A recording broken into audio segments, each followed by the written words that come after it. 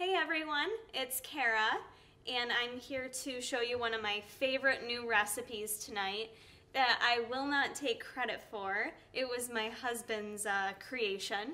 So I will show you tonight what that is. It's called a no-bake cookie batter, basically, is what it tastes like if you've had no-bake cookies before.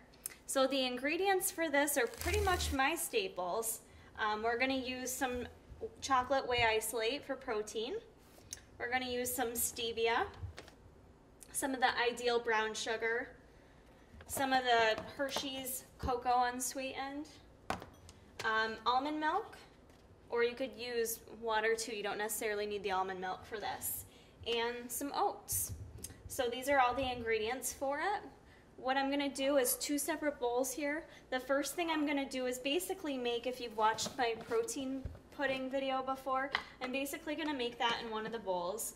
So what I'm going to do for my serving size is I'm going to use a scoop of the chocolate whey protein, and I'm going to use some of the unsweetened almond milk in it. And you just want to add a little at a time to not make it too watery, because it'll get watery really quick.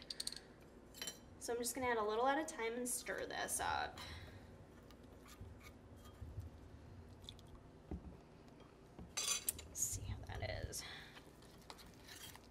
Probably enough. Definitely.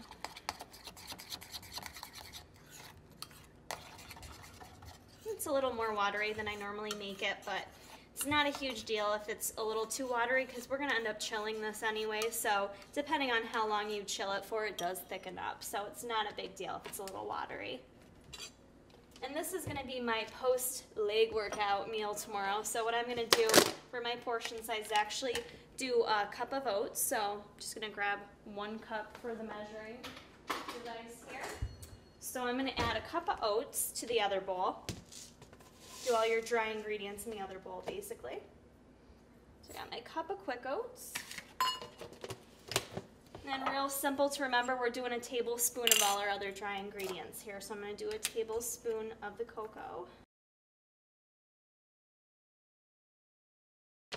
This is the amounts that I use. Depending on what you like, you might use more or less of these ingredients. So just play around with it and see what you like. So what I'm going to do now is add in the unsweetened almond milk to it and mix that around. Again, I don't have a set amount for how much I use.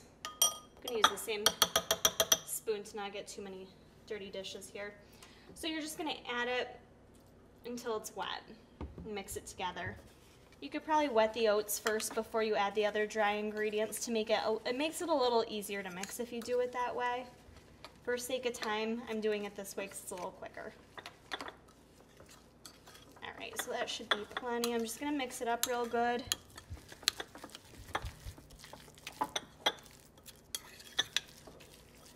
Alright, so I've got that all mixed in there. Just going to add it right into my pudding. And technically you could just make this all in one bowl in one shot if you want to save on dishes too. But it does mix, it mixes better if you don't mind doing it in 2 separate bowls. Alright, so I'm mixing that all in together. How delicious that is. I love eating something like this at 7 a.m. after a hard leg workout, and everyone else can be jealous because they're like, what the heck are you eating? And it's healthy and clean and delicious. Alright, so what I'm going to do is I'm going to put this in the fridge for myself. I like to chill it overnight, and then I'll bring it with me to work in the morning. So I like to let it kind of chill overnight, and it thickens up and kind of stays in a thick consistency. But there's a few other ways you can do it. Let me just put this in the fridge. Alright, so I just took out of the freezer a prepared portion of the no-bake cookie batter.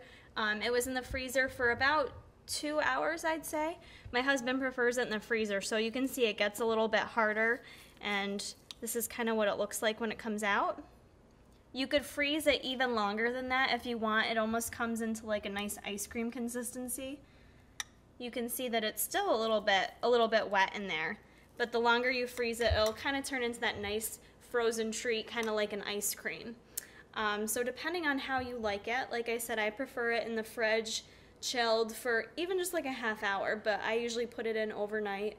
My husband likes it in the freezer for a few hours. So play around with it, see what you like. This recipe, again, is very versatile. You can add different things to it. If you had some natural peanut butter if you needed the calories, or some PB2 to give it that peanut butter flavor.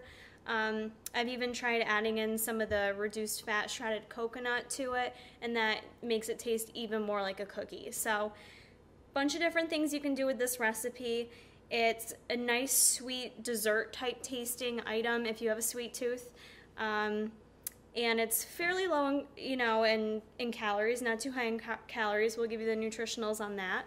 And I love it. I haven't gotten sick of it yet. So I hope you guys try this recipe out and enjoy it. And we'll see you soon.